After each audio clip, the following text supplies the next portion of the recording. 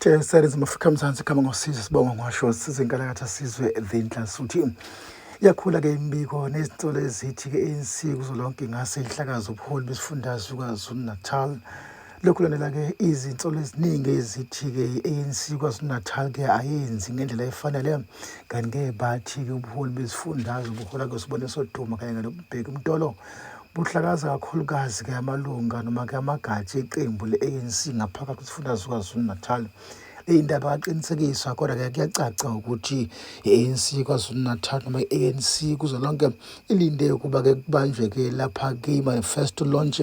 phinde futhi lokukhethe bese behlakaza lobuholi ke besikhashana noma lobuholi ke obukhona bese kufaka ubuholi besikhashana kanti ke usihle izikelela ke webe ke nguhlalo we-ANC kusifundazwe uye ke ophambili ekuthini ke angasabe convener noma ke umholi ke wesikhashana ke kuze kube ke kuqoka ke ubuholi obusha be-ANC. Uduma ke nomtolo bangena ke ngethikithi lokuba ke basupporta ukwenxamalala njengamanje umsholozi ungowehla wenyuka ke weseka iqembu ke sanda kusungula ke umkhonto wesizwe party.